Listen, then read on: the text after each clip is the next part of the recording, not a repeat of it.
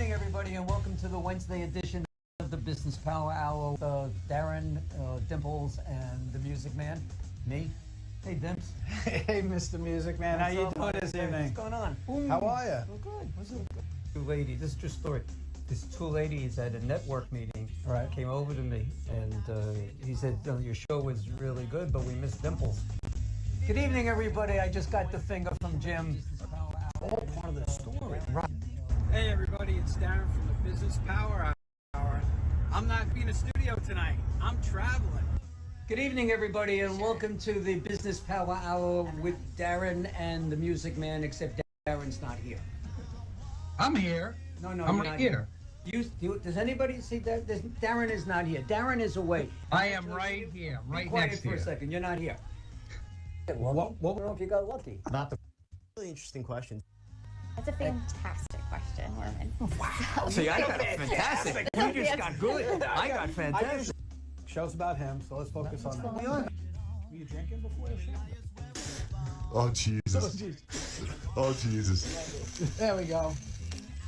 We got it. It's good. No, it's... Now we got it. Oh,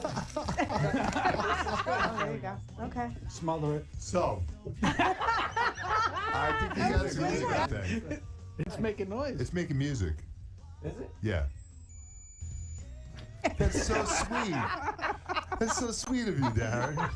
By the way, this is a Yankee station. It's a Thank Yankee you. station. John, Thank you. it's a Yankee station. All right. Unfortunately... We got bugs in here. What's going on? I don't know. Do you spray? Get an exterminator? It's that time of year where you're getting bugs and stuff. As long as we don't have bees, I'm good. Yeah, all right. That's But We have a lot of undulations out in the field. Undulations. Is that a wine? it's, no, What the hell is undulation? Fred, don't use big words. Hey, right? So this... Help. I gotta get him a cough button, Jim. What do you think? Cough button would be a good idea. Consider that a good question that he asked? Great question. There you go. I got Pythons and brains. You're double D? I'm double D. Show's about him, so let's focus on that. Hey, give me some loving. How are you, Music Man? Hello, Darren. How are you? I'm fantastic. I'm this week. absolutely convinced. I'm absolutely convinced that telling you you. got some kind of brain damage when you had that thing last year. I'm telling you that, and he called. Not classy, but classy. Seeing interviews by Darren and the Music Man. Ladies and gentlemen, Darren Siafe and Norman Wasserman. Let's do this. Yeah. Good evening, everybody, and welcome to the Business Power Hour. Was that Profit First?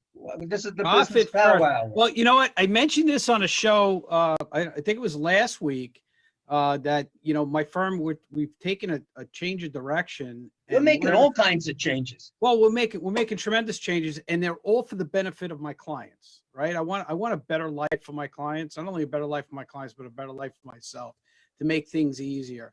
Because profits first. Yeah, and you remember Rob from Zipbox, right? So Rob, Absolutely. who's one of my clients, said, "Hey, you know what? I'm interested in doing this in my business. Read this book and tell me what you think." And I was like, "Man, this is it. This is the thing that I need in order to give my clients really what they need. It's like the missing piece I've been looking for over these last few years and doing the coaching and stuff." So, I found out how to become certified in it. And as you see here now, I am a profit first professional. So I'm really jazzed up about this thing, and I'm really pumped up. Great organization to work with. I've been working with a number of different people in the organization to make sure I'm successful in bringing the tools that Profit First have to my clients. So do they teach you at Profit First to dress? Why? What's wrong with the way I dress? I know. At least you should have put on a tie. Well, that's next. I'm sure that's the next thing. The whole reason Put a collar on that shirt and stick a tie underneath it. Yeah, there you go. That'll be good. So how was your week? My week was good. How was yours, my friend? Typical sucky week. Look, we're going into Until phase this 2. thing is over. We're going into phase 2, so you'll be allowed out soon. Talking about phase 2, I'm getting a haircut tomorrow at 9 o'clock in the morning. Good for you. All right, let's Give it up for phase Yeah, two. phase 2 opens up tomorrow, right? Right here on And 101. tomorrow, 9 o'clock, I'm first online. Here I come. I'm bringing the bagels. I can't wait. I can't wait to get Well, there. our guest tonight, We have a guest? we have a guest. We have a fantastic, we got a couple of guests. We have I'm all pumped up about Profit First now, but we I get actually it. have author of Profit First, Mike Michalowitcz. Now, Mike is an entrepreneur. He has started 3 multi-million-dollar companies in his lifetime so far. Is the author of Profit First, Clockwork, The Pumpkin Plan, and his newest books, Fix This Next. Now, I read Fix This Next also, and I said, this is a great piece to kind of tie into Profit First and everything. And we're going to talk about that more when he comes on. But there's a certification program attached to it. So guess what? Got to get certified. So you I'm got certified already. I've jumped in. I'm all in. I'm drinking the Kool-Aid. I This can is see what it's another all track about. right back to that house of yours coming up. I think you're gonna race camels or something. That's back it. there. I gotta get, yeah, it's gonna be, I'm gonna upgrade my Maserati pickup truck, right? But Yeah, maybe you'll have to hire somebody one day and we can work out a deal. yeah, exactly. Speaking of which, this was a pretty good staffing week. Oh, good for you. This was a pretty People good are starting staffing to come week. back so- and people are hiring again. Good. Yeah, not enough for me, which is fine. And they deal only with me, Right. which is cool. So it's just a question of when I'll make the deals and when they'll hire somebody to make them happen. It's all coming back now. I can see it turning around. But also, let me just finish it before we bring Mike in. Mike is also a former small business columnist for the Wall Street Journal, and he regularly travels the globe as an entrepreneurial advocate. So let's welcome Mike Michalowitcz and to the show. Well, he's I'm double actually M. You're double D and he's double M. Yeah, there Double you go. D. That's not a compliment for a guy. No, but you're double M. Yeah, it's even Well, worse. Mike, he started welcome. that one night on the Thank you. show, and we have certain people that watch all the time. So now I'm referred to as Double D or Love it. Dimple. He And a also lot of other things too, by the way, Yeah. as they say. but one of my meetings with Liz. I work with Liz Sporn. Hi, and she said she was going to watch tonight. Hi, Liz. Hi, Liz. Yeah, I get on the phone with her morning, and she goes, "Hey, Dimples, how you doing today?" Yes. The power of the internet. The power of the internet, right? So There you Mike, go. welcome to the show. I really want to, thank you for coming on tonight. Really appreciate that. We do appreciate it. Thank you. Because Oh, no, it's you- my joy being here. So thanks to both you gentlemen. Yeah, Pleasure. so tell us a little bit about, and I've read the book, I've watched the videos, I've Drank the Kool-Aid. so to speak. Tell us a little bit how Profit First came about. Not only how you wrote the book, What is it? but why you then went out and said, I want to spread it throughout the world. I want to empower people like me to take it and spread the word. So ironically, I'm doing this from my home office, and I have a picture of the changing moment for me next to me. It was my daughter, and this picture is from many years back. But in 2008, Valentine's Day, I had sold my second company. I had 2 businesses. One was a private equity deal. Another one was sold to a Fortune 500. As a self-made millionaire in my early 30s, on Valentine's Day, through pure entrepreneurial ignorance, I lost everything. And I had to come home to my family, my daughter included, and tell them that we're going to lose our house. We lost it 30 days later, lose our possessions. It was a total restart because I was totally ignorant of really what made entrepreneurship successful. And as I was telling them this, that I lost everything, my daughter, she ran to her bedroom as fast as she could. And I thought she was running away from me because she was so scared. I told her she couldn't do her horseback riding lessons anymore. Couldn't afford the $20 for horseback riding lessons. That's how broke I was. And she ran to her bedroom, not because she was running away, but she grabbed her piggy bank and she ran back to me. And she said, "Daddy, since you can't provide for our family, I'll do it." And it gives me chills thinking about it. But that became a turning moment for me. That was a day I realized that I think I was put on this earth to simplify the entrepreneurial journey, first for myself, but then for others. So I committed, not in that moment, but that moment was a turning point for me, to become an author. And so for the last now, since 2008, so 12 years, I've been an author of small business books. And that's how Profit First came about. And Your first book, go ahead. I'm sorry.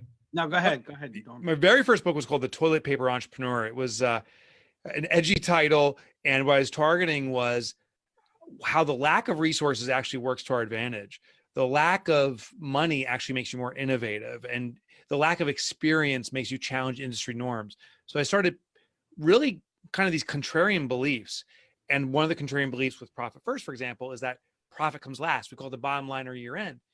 And what I found is there was a study conducted by the US Bank, and they determined that 83% of small businesses are in check-to-check survival. There's 180 million of us, by the way, globally, 180 million businesses, and 83%, that's 140 plus million businesses, are barely surviving.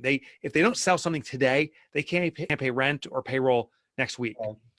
And so I was like, how come, Norm, Darren, we all started our business in part for financial freedom, right? Like to make money, but we're losing, everyone's losing. And I challenge the notion that profit does not come last. Profit comes first. So I always take these contrarian positions when something isn't working. It's probably the opposite that will work. Well, as a trained accountant, when I first picked up the book and I saw sales minus profit equals expenses, I'm like, wait a second. You threw up in your own mouth a little bit, I bet. Yeah, I was like, what exactly? Yeah. I'm like, wait a second. So, and in reading the book, I'm realizing that it makes perfect sense, because one of my challenges for all my clients, and, Rob, who you met earlier, Rob's going to be on the show a little bit later. Yeah. Rob is one of them, where I would sit down with the balance sheet, the income statement, and he'd be like, I have no idea what you're talking about. Yeah. And, I said this to Liz this morning, because I had a call with Liz this morning. I said, I didn't realize how much accountants my clients needed to understand in order to understand me. And I tried to explain it really simple and make it simple. But no matter what you do, when you put a balance sheet, an income statement, and a cash flow statement in front of somebody, it's like, wait a second, how do they all tie together? What do you mean my loan payment is not on my, is part of my income? And, that comes off the balance sheet. Well, they don't, it's understand. None of it clicked. Yeah. So entrepreneurs in general use a whole different accounting system. Mm-hmm. We call it bank balance accounting. And the system is really easy. You don't need a bank balance. You don't need your balance sheet. You don't need a cash flow statement, income statement. All you have to do with bank balance accounting is log into your bank account. And the rule is this: if you have money, you can spend it. Yeah. And if you don't, you panic. I do that every morning. Yeah. So you're an entrepreneur. That's it. That's the way it is. That's how the vast majority of small businesses operate. And when I say small business, the SBA defines a small business as a company that does $25 million in revenue or less. Yeah. Many businesses that I work with are far smaller than that. They're sub-million. But even businesses that are between 1 and 5 million, it is surprising how many entrepreneurs run their business this way.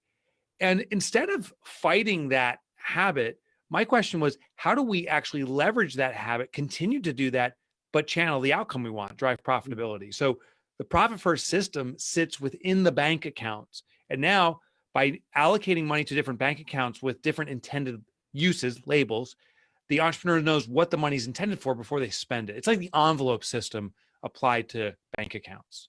Yeah. And it's funny you say that. I got a company, took on a little over a year ago, and that's how he ran his company. Now this company is third generation. Yeah. Right. That the family started back in 1925. So the company's been wow, that's a long time. And they're still, he's still getting up every morning looking at the bank account. And profitable, I bet, because he's doing the multiple accounts. Well, no, he's not. We're just getting him into that. Oh, he's not doing it yet. Well, no, he will be profitable. It's habit. It's really habit that you go and you do this, because you have good times and you have bad times. Yeah, and you want to know what time you're in. Yeah, totally. Yeah. So it's funny. So we have now over 350,000 businesses have implemented Profit First to varying degrees. Some of them just have the basic parameters, the basic framework. Other ones hire Profit First professional, they get more sophisticated. I did a call with my accountant, who is not Profit First professional. And the reason we work with him is we don't want to have a conflict of interest. Right. And he tells me yesterday, he goes, I goes, I wish you would just get rid of all those accounts. Now we've taken it to the umpteenth degree. We have 15 accounts at our main bank, 6 at a different. And I said, Keith, before I would do that, I got to ask you a question. I said, how many clients do you have? He said, we have about 700 clients, not tax clients, like actually active business clients. So they're a big firm, you know. I said, tell me, profitability wise on a percentage basis, I know you can't tell other companies information, but just where do we rank within those companies? I said, top 10%. He's like, yeah. I said, top 5%. He goes, yeah. I said, top 2%. He goes, maybe. You know, we're the top 2% most profitable clients he has, and he still can't see the power of having multiple accounts. Yeah. He reverts back to the traditional training and saying, but this isn't accounting. And the beautiful thing about Profit First, by the way, is not an accounting system. It's a cash management system that sits below or on top of, if you want to see it that way, on top of the accounting. So the accounting doesn't go away. This is just a way to manage cash flow easily. Right. And I've seen an immediate change in my business in doing that, because I went and did that. And, you know, during this COVID thing, you can't go to the bank and just set up the accounts.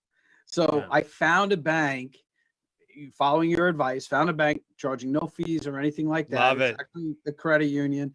I went and I was able to set up 8 accounts right away. And we did it virtually. It took like a week and a half. These were 8 accounts for you? Yeah.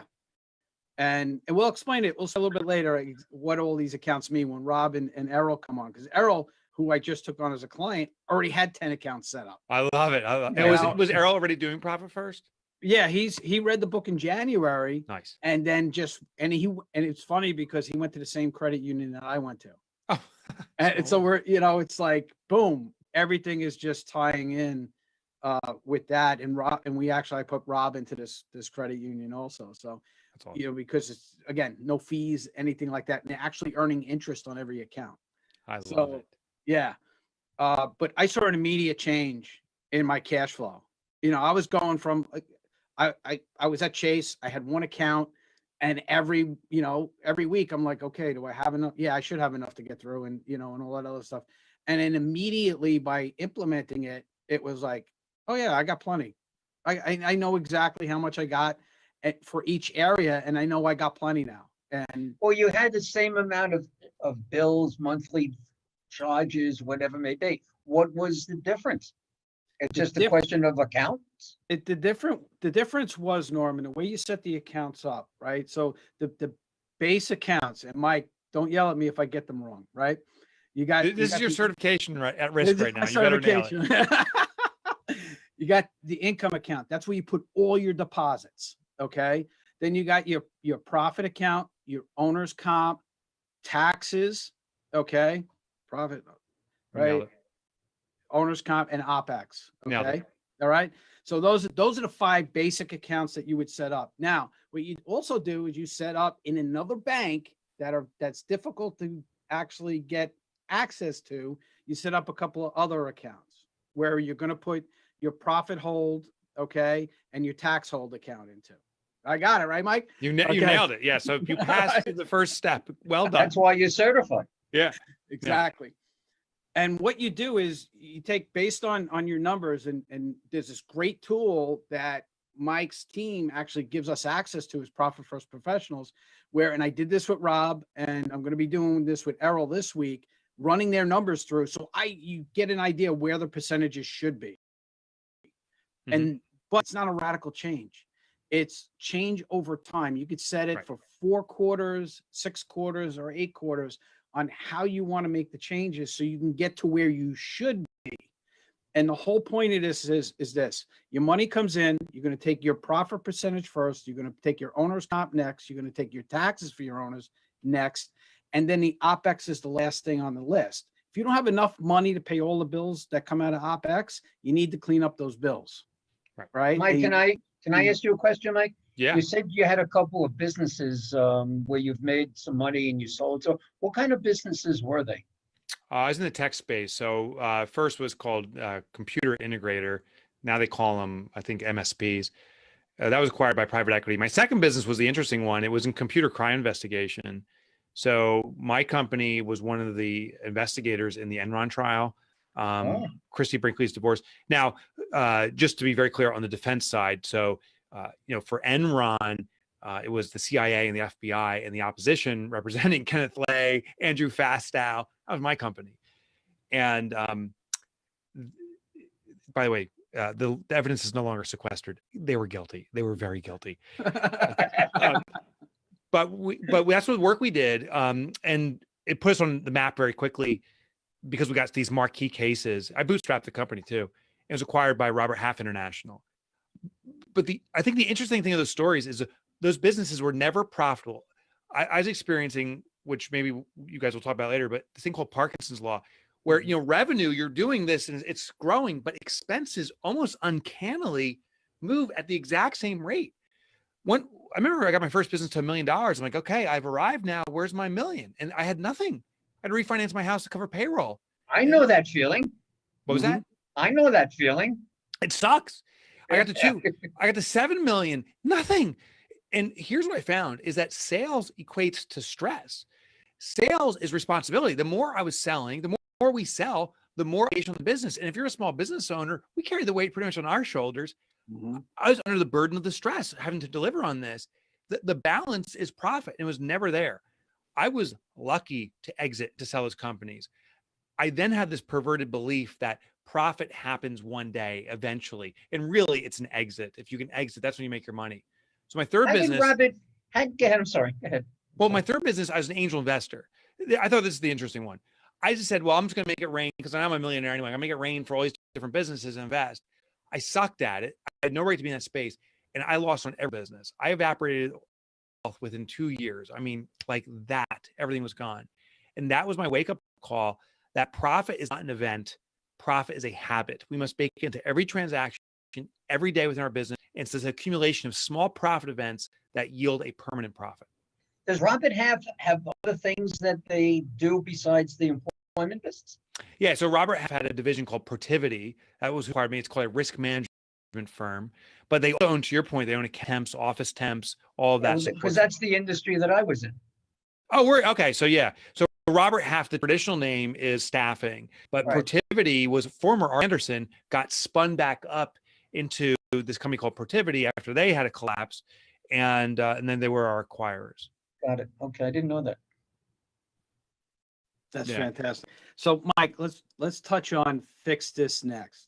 All right. So we kind of covered the profit first stuff. So why fix this next? What prompted you to come up with this? A technical glitch. It takes me about 5 years to write a book. I'm writing 3 right now, so they'll come out over time. But 5 years ago, I emailed out about fix this next, and I just emailed my readership saying, "What's the biggest challenge that your business is facing in the year ahead?" My technical faux pas was I triple clicked, so the same email went out like multiple times the same day, asking, "What's the biggest challenge your business is facing this year?" And in some cases, the same person answered with different biggest challenges for the year on the same day. Like in those sales, afternoon was hiring, it was technology and system in the evening. Right. And that's when it became clear. And the thesis for my book is the biggest challenge entrepreneurs face is knowing what the biggest challenge is. Mm-hmm. We're firefighters. And if you grow your business, you're simply a fire chief because we're constantly just putting out more and more fires. We're addressing the apparent issues. So I wrote Fix This Next to identify what the one most impactful thing our business needs from us. How do we pin it rapidly and then focus our attention there and start moving our business forward deliberately as opposed to continuous circles. Yeah. And you know what? I again grabbed a hold of that book, read through it, and was like, this thing is fantastic. This is a great way, like you said, to pinpoint. Yeah. Because I keep talking about Rob for Zipbox. That's one of Rob's things. It's like every day he's like, okay, I gotta worry about this. I gotta worry about that. Okay. Yeah. How do we fix this? How do we fix that stuff? Yeah. And he's constantly changing gears and he's constantly changing direction. Yeah, there's a term for that, by the way. It's called being a human being. Yes, exactly. Right. That's the vast majority of the world is what it's a behavioral response. So a lot of my books are related to behavioral psychology. It's just my interest is how our mind operates. And we put preference or deference into apparent urgent issues because there's a reward mechanism. If I tackle that issue that's right in front of me, I will feel relief right away. It's like, hey, took care of an issue. I call it the superhero syndrome. if you remember the old Batman with Adam West, Yeah. you would see Batman swoop in with Robin and they'd save the day. And what happens though is it disables the police force from even defending themselves. The police chief of Gotham City had a red bat phone because he needed a hotline when they couldn't fix a problem yet again. Yeah. And that's what we become as entrepreneurs. We become the Batman swooping in, fix the day and leave. And we actually disable our team from doing things. So we need to learn what's the one thing that we need to concentrate our efforts on. And all those apparent issues, they need to be addressed by the team. And they can be. It's a deliberate process. It takes time, but we got to get out of that superhero mode and move to what I call a super visionary. Someone has clarity on the outcome and choreographs resources around them to make that outcome a reality. Well, that's the biggest problem with a lot of us as entrepreneurs. We just want to fix it. Let's just fix it and move on to the next thing. Totally. Because it's quick, it's easy, and you see results and you go, hey, I'm a superhero. But the problem is you do it for the rest of your life. You can, Batman's never retired. I think there's still movies. Superman's still working away. Spider-Man hasn't given up. Like, they never retire. Well, we all complain about it, right? So, it's one of the things that we swoop in, we fix the problem, and then we bitch and moan and complain that swoop in and fix the problem. Why can't I get my people to do it? And it really comes down to systems. And it's one of the things that I'm always looking to be, with my clients is let's build up your systems, right? Which brings me to the last thing I wanted to talk to, because I know you don't have much more time, is I wanted to talk about the pumpkin plan. You see that? Yes. No, you turn invisible there now. you go. There it is. There you go. The pumpkin plan. Yeah. This was actually, you wrote this before Fix This Next and Profit First, right? Now this book, again, this is a step-by-step how we're going to get this thing going. And what's funny is last Friday, I meet with Rob on Fridays. When I met with Rob, one of the things we talked about was, he said, I have all my systems here, right? But my people don't know what they are. He goes, it's my fault I'm inconsistent. So, this was a couple of Fridays. I said, you got to write them all down and give them to me. So he wrote them all down and gave them to me. Now, in the meantime, I was reading this book last week, and guess what piece I picked up on getting the systems written down the right way, right? Nice. The airline safety card. Oh, yeah. Okay, which is because he's a moving company. One of the things he talked about was when we arrive at a house, what's the first thing we got to do? We got to protect the doorways. We got to put things down. We got to do, and movers, right? Well, put a card in the truck. Here's the checklist of things you got to do. Now, I'm a pilot, so I live on checklists. Oh. Right. Yeah. So, and I like those cards where it's okay. Step one, step two, here we go. We're going to go down the checklist. We're going to make sure all that stuff is. So by you putting it that way, I was like, perfect for his situation. I interviewed, I have never used her story. And actually her name skips my mind, Elizabeth something. She was a Black Hawk pilot, the helicopter, and it was having catastrophic failure. And she was able to land it following a checklist. Yeah. And if you think about, an airplane, a Black Hawk helicopter, there is thousands of moving parts. Yep. And the uneducated response, I shouldn't say uneducated, but the kind of panic response is, oh, what part is it? And you'll never make it and you're done. But they had their airline safety card, a simple checklist, which prioritizes in sequence what's the most likely cause. And here's the evasive action to take. And then the secondary. Yep. And what it does is it allows her in the moment to prevent that tunnel vision. Sadly, some of these airline crashes that I've read where it was pilot failure, it's because they actually went into a tunnel vision. Yep. They thought something was a problem. And when they couldn't fix it, they stayed with that same problem, trying to fix the same thing in different ways when it was a whole different problem. Now, every business has a checklist. It's a question whether you use it or you don't use it. And to keep it to yourself doesn't do the rest of your clients any good.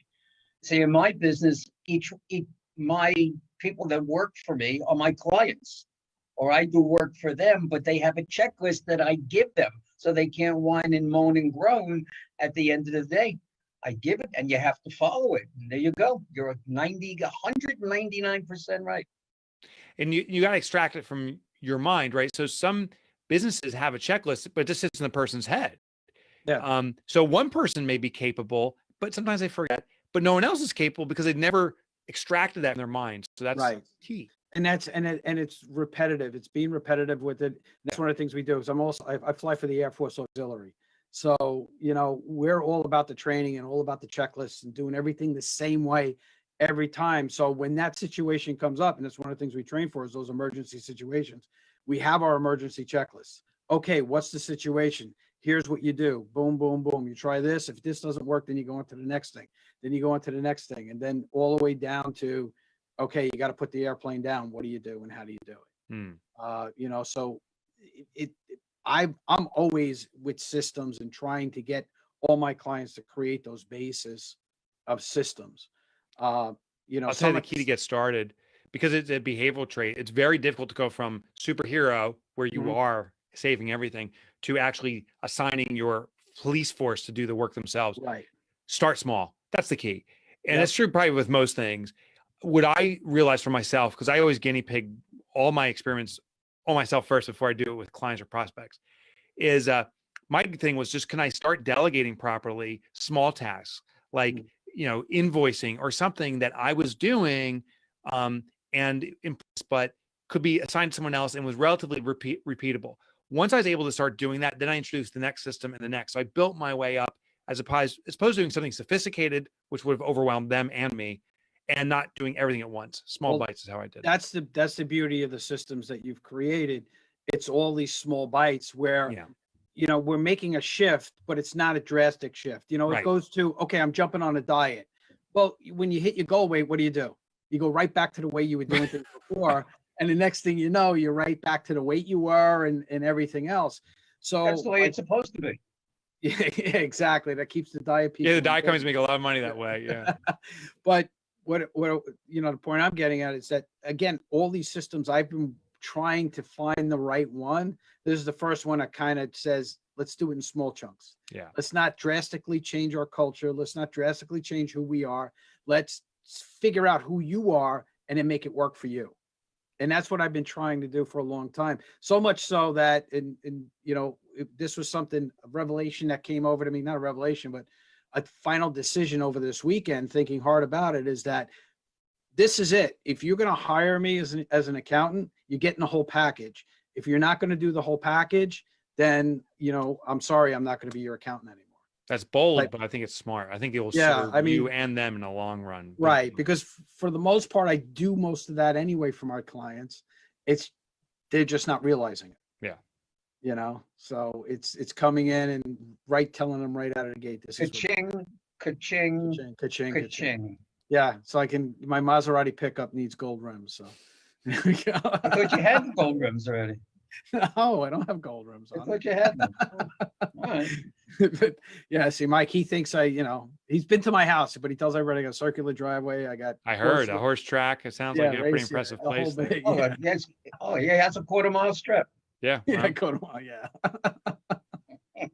But I know you have to go. It's 7:30 now, and we really appreciate 7:33. So 7:33. So I got another commitment, but gentlemen, thank you so much for having me. I Pleasure. appreciate it. Great thanks, job, Mike. And we really appreciate having on. And everybody, I'll put the information up. Go to MikeMichalowitcz.com to get more information, or Profit First. Look at Profit First, or FixThisNext.com. Also, you can go to. But I'll put all that information out, or come to my site, CBMS. Actually, CBMS.FixItNext.com. that they can go to, and they can actually take a free evaluation. Exactly. So, you should send people there. That's the best starting point, honestly. Yeah. Oh, Virginia Tech. Yeah, Virginia. I'm a huge Virginia Tech fan. So there you go. As you can tell. All right, gentlemen. Have a good night. Thanks again. Thank you. Thanks, Mike. Mike. Really appreciate it. Pleasure. So we're going to welcome in now. What a nice guy. A great guy, right? Really good guy. I told you. Yeah, really, really nice. So I want to not as nice as the guy that's coming in. Next two guys coming in now. Yeah, we got really nice. Rob Marchese from Zipbox, Hey, who's Rob. been on the show before. Actually, Rob was 3 on- other times. What was that? 3 other times. It's been a while. Yeah. Rob, you were on the show 3 times. Oh, he was on once before Darren, BD, Right. Okay. and twice with us. And this is the third Now, time. this one time with you guys, I was supposed to be on, and then Oh, that's right. You screwed us. You didn't show up. Right. Joe I came in forgot. his place. I dropped you. Actually, yeah, when Rob was on, you were in the hospital, I think, Norm. So Maybe that's there how long again, ago who that knows? was. But Rob, welcome. And Errol Parker, all right. Hey, who Errol. Actually, Whoa. I'll give you a little background on Errol. Errol was referred to me by another one of my clients. And when we had a Zoom call set up, you know, to introduce each other to each other and whatnot. And I got on the call and he said, "Hey, I went to your website and I see you're a profit first professional." Basically, at that point, he's like, "I'm all in. Let's go." He goes, "Are you doing this?" I'm like, "Yeah." I said, "You know, absolutely." And he's come on, and Errol read the book and has really taken it to heart. He's got 10 separate bank accounts set up. Yes. Yeah. And he's done things, you know, I told you about the 5. So the way it works is you get the 5 basic accounts and you split it up by percentages. If you need more accounts, such as like in Rob's case, we're going to do a sales tax, a separate account just for sales tax. And we're going to do a couple of other accounts that Rob's, you know, got figured out that he wants to put money aside. Errol's also done that, but he's also, one of the things he's done is he's taken a certain percentage of his revenue and he's actually going to be giving it to charity. And he's got What does Errol do? What does Errol do? Errol, tell us what you do. So my wife and I are partners for an Amazon DSP. And without getting technical in the language, if you see those blue vans driving around your neighborhood, we are owners of some of those vans, delivering, as Amazon would say, delivering smiles to our customers every day. So is that all around Long Island or in any particular location? Well, our location varies, but for the most part, it is northwestern Suffolk County. So we're talking about the Rob's area, Hauppauge. We're talking about Smithtown, Nissaquag, but sometimes we'll go to the South Shore. Do you do Holbrook? No, we don't do Holbrook. We will go on the south side a little bit in the Bellport areas and Bayshore, but it's usually in those areas of Suffolk County.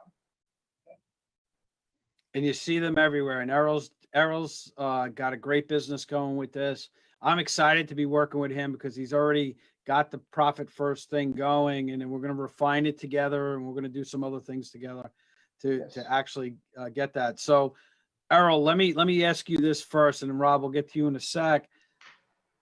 What made you pick up the book, or who introduced you to the book? It's a great question. So in the beginning, when we were negotiating with Amazon in terms of whether they wanted me to be one of their contractors and whether it was a fit for me, they take you in front of different demonstrations, different seminars, and they introduce some of their more successful DSPs, which stands for Delivery Service Partner, in case anyone's wondering. And one of the speakers was in my opinion, very successful. And he said a couple of things that resonated with me.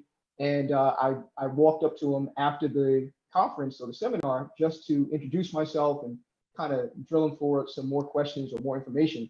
And I said, well, how are you running your business? You know, how are you keeping the track on top of, you know, the different accounts and things of that nature? And he just simply said, in a matter of fact manner, profit first. So, you know, I didn't know exactly what that was at the time. Of course, I wrote it down and I researched it and I saw this book. And this was back in maybe May of 2019.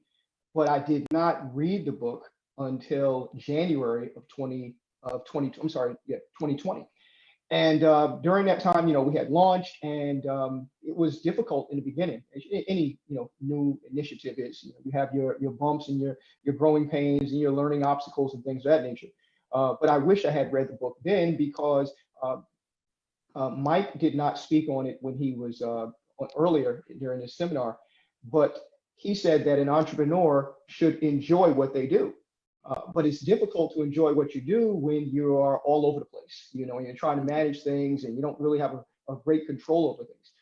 So once I was able to read the book and get a real understanding of, you know, the profit model and owner's compensation and OPEX and taxes and things of that nature, then there was more control. And when there was more control, then there was a peace and there was more enjoyment to the business venture.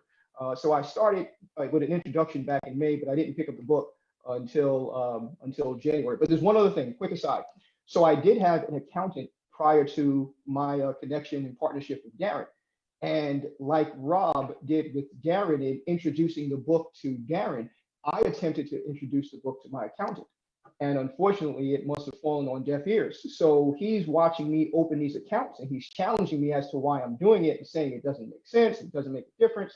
And I guess that was the indicator that that relationship wasn't going to last. Like I said when Mike was on, you know, Mike has this sales minus profit equals expenses. We were trained completely different.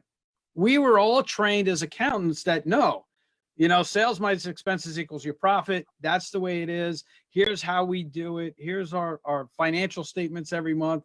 If you don't understand it, that's not my problem because I know the numbers are what the numbers are. And I know how to fill out your tax return based on this, whether you understand why you're paying the taxes the way you are or not.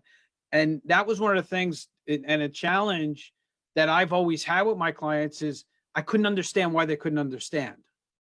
And you know, I said it before, you know, the term I use is accountantese, right? So we speak a different language. Accountants speak a different language. And I think a lot of it is, and this, you know, I laugh about it now. This gentleman by the name of Keith Cunningham, who talks all the time about CFO work and finances, and he, you know, he does speaking stuff. He talks about how accountants like make up words to confuse their clients. So they always feel like they're smarter than them. And, you know, when I look back at it, I go, I've never tried to be that way. But when you look at everything we're taught and how to present, and that's exactly what it is to show you, hey, you need us because, but I don't want to be like that. I want us to be partners where you say, hey, you know what? I understand what you're talking about. Okay, cool. I want to make a decision. I need a sounding board for it. Okay, yeah, let's do that. Or how do I do this now? And that's really where Rob came up because Rob's always, since he started Zipbox, was it almost 2 years now, right, Rob? That Zipbox is really up. 3 years or so. Right? Yeah, just about 3 years. When he started, well, we've been working together about 2 years now, right? So when Rob's always trying to find a better way of doing it. And he said, hey, I read this book, Profit First. Take a look at it. Tell me, you know. Little did Darren know that was a test because I was going to move forward with this with or without him. He had no interest and wanted to fight me on this, almost like your accountant sounded like he did. I was kind of like, all right, I'm going to have to find myself a profit first professional. And then he called me up and said, hey, man, guess what? I'm becoming a profit first professional and I got to kind of do like a case study. So for lack of better words, with 3 clients at least, you know, so, you know, we'll kind of just throw this in with what we're already doing, you know? So yeah. What's cool is that I know that he's not going to know everything about it at this moment. And we probably could almost teach each other things as time goes on. But, you know, the fact that he's following it in his own life is, you know, it's great. I love being able to help people just even by nature. So to know that I introduced him to that and then now maybe he might change your life, Daryl, or, you know, or help you change your life is just super, super cool to me. Well, I look at it like this with the 3 of us, right? And this is something, and I think, Rob, I hope you've gotten this vibe from me all along is I'm always trying to help and I'm always trying to learn something because I don't know everything. And I know I don't know everything. You know, I've been just like every other entrepreneur. I've been up and I've been down. And I've invested. I owned a minor league basketball team. I lost hundreds of thousands of dollars on doing that. You know, oh, it's cool to own a minor league basketball team, but you know, it was a financial flop. It's cooler if you played on that team as well as on. Oh no, these guys were, you know, these guys were monsters. I mean, it was, you know, but that's beside the point. But you know, I've invested in things where I've lost a ton of money, and you know, I've done things where I sit there and go, why did I do that?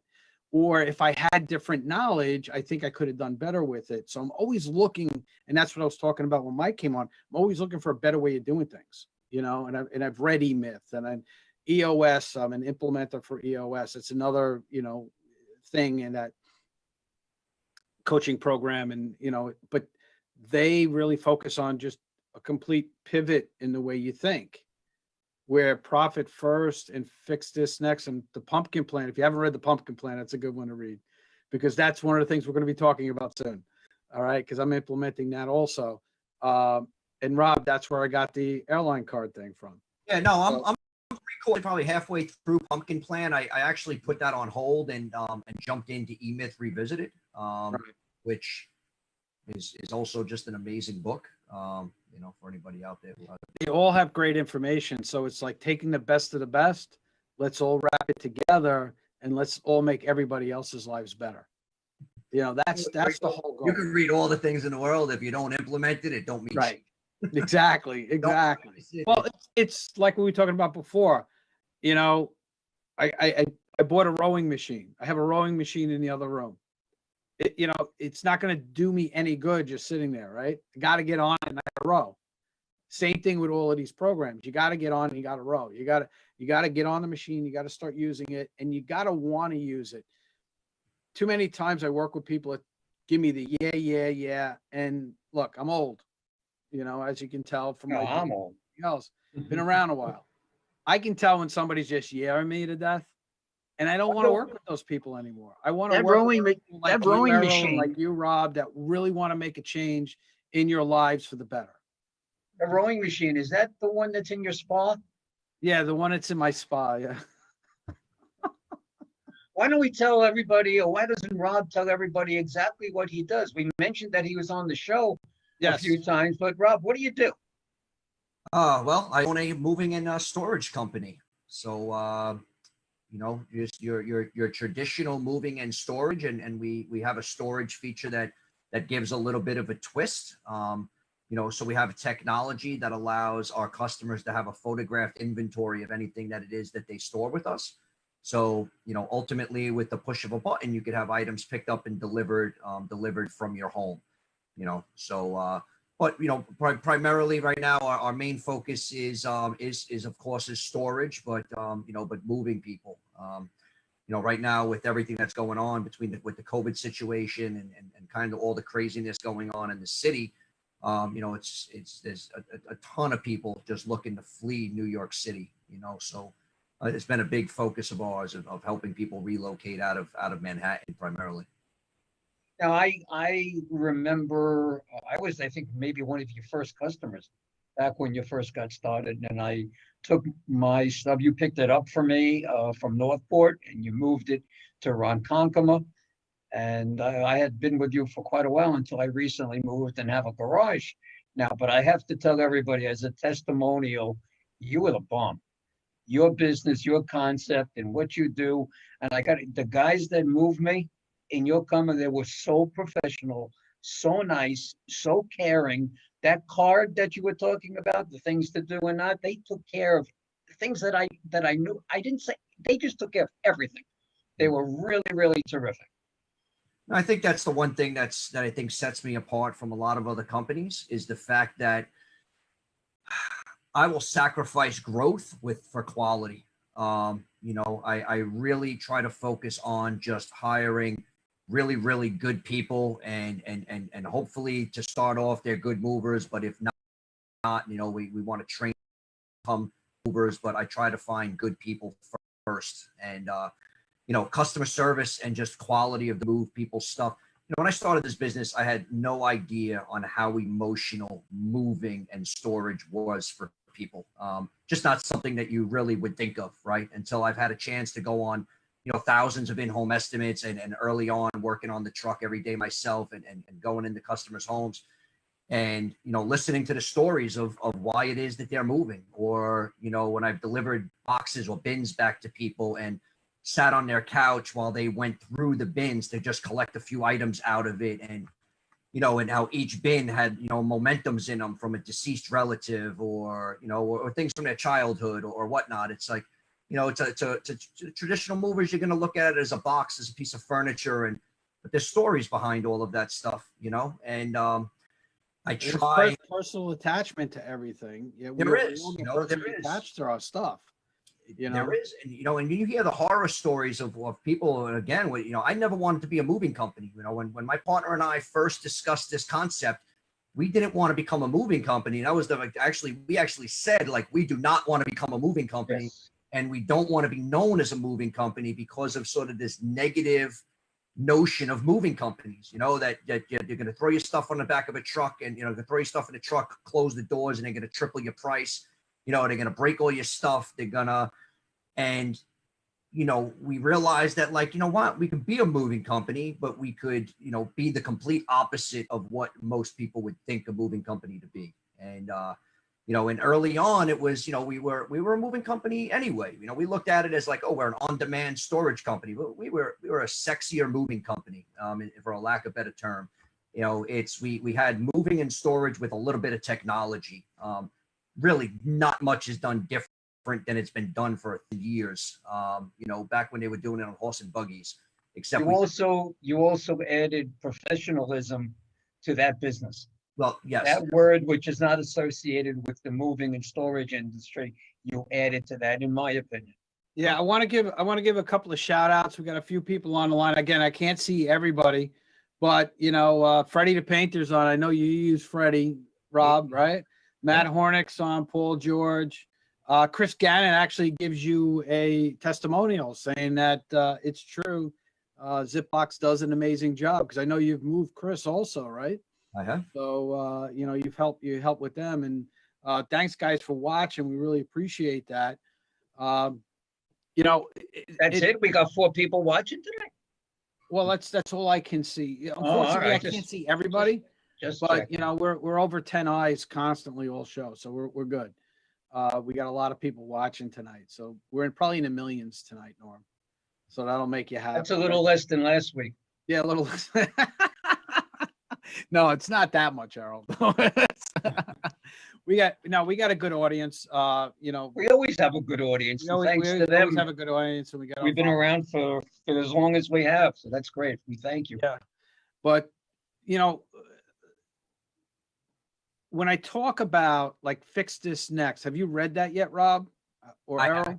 I haven't. Not yet. Oh, okay, so that's his new book, Fix This Next, and really what he focuses on there is what's going on right now that we have to take care of first. And there's a hierarchy in the way that it's done. And I put it up on there, cbms.fixthisnext.com. If you go there, you can take a free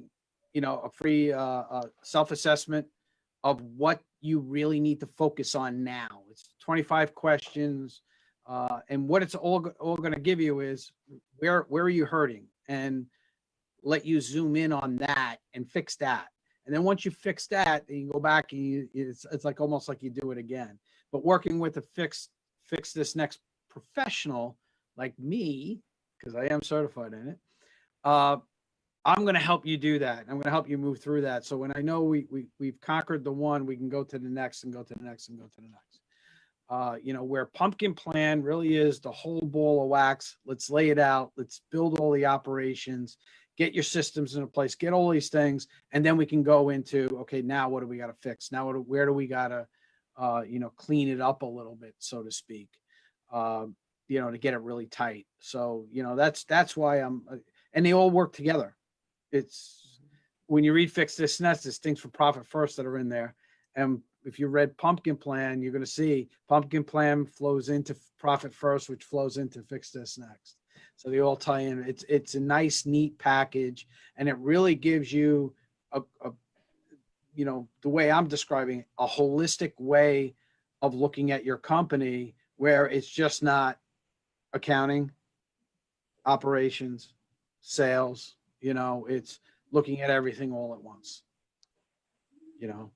So it's. I know I'm all hyped up tonight. I got to slow down. You think?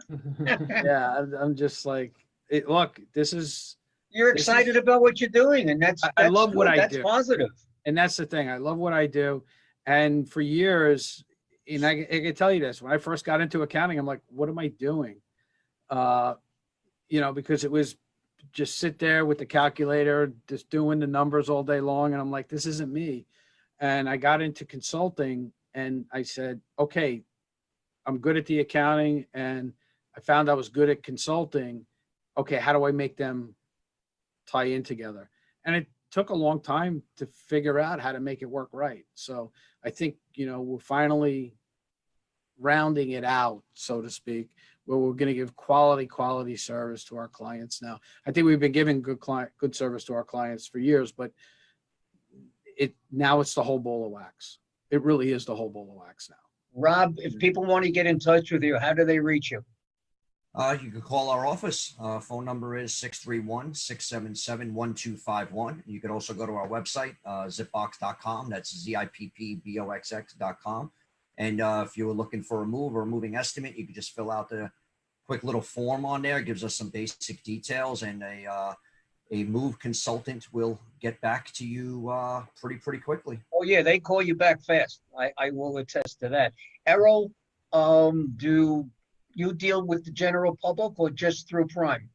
We deal just through Prime, but we're always looking for people who want to partner with us in delivering those smiles. So I'll give my website as well. And your phone number if you wish. Yep, absolutely. EY Parker stands for Errol and Yvonne, my wife, eyparker.com. And our phone number is 516-208-2701. 516-208-2701. Great. All right. So if you guys want to get a hold, I put that stuff up on Facebook, get it out there. All right. We really appreciate you guys coming on the show tonight, giving your insight as to why you've chosen to implement those things. And, Rob, we're going to have fun with Rob because there's a lot of things. I know Amazon kind of gave you a good framework on how to do things. Yes. But Errol, you got some great things going on, especially on a charitable side. That conversation we had today, I'm just like, okay, let's go. Yes. Let's make it happen for you. You got a minute or two? Do you want to explain that, or is it too soon Yeah, to explain anything? Errol, explain what your thought process was in that whole thing, because your explanation to me was fantastic. Sure. It's still in formation. We are just about to secure our 501c3 status. It started out as an initiative to really help education.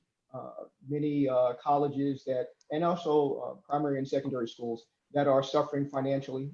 Some of them are doing things that resonate with both my wife and I, and we were just looking for opportunities to give back to help them along. Additionally, my wife has a particular interest in helping sort of underserved or underserviced young ladies, young girls. So she has an initiative that she's looking to push forward. So what we did was a few years ago, we started this foundation where we were going to actually receive funds, receive contributions, and help build up those types of systems and organizations. Then with Amazon coming along, we said, hey, well, why don't we just jumpstart this and seed it directly? So one of the accounts that we talked about, or Darren intimated at earlier, is that we have an account that goes specifically for charitable giving, and that will feed into the not-for-profit, and then we'll do a lot of activity from there. So we're still forming it, but we're very close, and we're really excited about making a difference.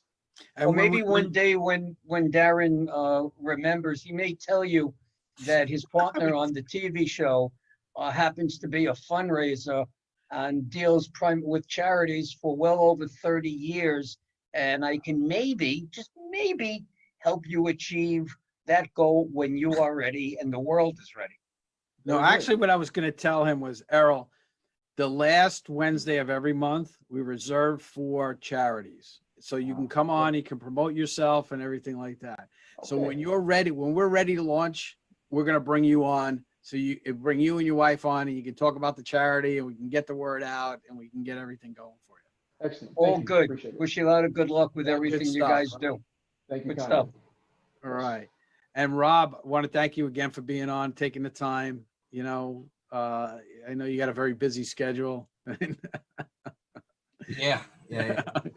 I'm kidding. But again, I want to thank Rob from Zipbox and Errol from EY Parker, right? EY Parker Logistics, yes. Yeah, EY Parker Logistics, for coming on tonight and sharing your stories about why you're getting involved in what you're doing here with Profit First. And, I look forward to continuing my relationship with you guys and really doing some great things with both of you. We thank you for being on. Thank you. All right. For having me on. Thanks, guys. So long. Have a good night. Nice to Have a meet good you. night. See you Same, guys. Rob. Thank you. All right. All right. So that was And fantastic. another man. great show. It was. You it were was on a great show. fire tonight. I'm telling you, I'm pumped up about this. You are I am so really pumped up. Whatever about you're on, I want some. it. Oh, really good stuff. I Mike tell was you, a really good guy. Yep, Mike Very was a really- impressed. yeah, he's a really good guy. You know, I really appreciate him take the time that he gave us, because you know he was on 45 minutes with us. People don't know he was on 15 minutes. He actually came on like 22. So I know you. But came nobody else was on, so it didn't matter. well, he was on at 22. Then Rob and Errol like popped in right after him. So, Right. you know, that all worked out. But I want to thank again Mike for being on, Rob for being on, Errol for being on. You know, and what do you got planned for this week? What's going on, Norm? Also, as we're thanking everybody, I want to thank all the viewers and all our fans that continually support the Business Power Hour. So I thank you for that. Things are starting to merge. We're getting, I was going to say very, but we're getting real close to the virtual concerts. Another Zoom meeting tomorrow with a major virtual system that's out there, a continuing conversation. This is our third. By Friday, I think we'll have some good idea, because technically, you know, I can't do anything technically. So we have some really professional people that do this for a living that have joined us and want to be involved in friend entertainment and these particular shows. So that's real good, and the staffing is starting to pick up. So those are good signs that I'm getting a haircut. So I'm really happy about that. You got to be excited about that, you know. By So. 9 o'clock tomorrow morning, baby, I am there. I am there. I'm going to get rid of all this crap. All right, so we're not actually we're gonna rerun a show tomorrow night. Our guest that was supposed to be on, unfortunately, got ill. Hospital. You know, and you know, we wish her well. But we will be back next Wednesday. All right, next Wednesday night at 7 o'clock, right here on the Business Power Hour. We wish everybody a good week, and we will see you guys next week. Good night, everybody. 7 o'clock. Have a great weekend. Stay safe, everybody. Yep. Everybody stay safe.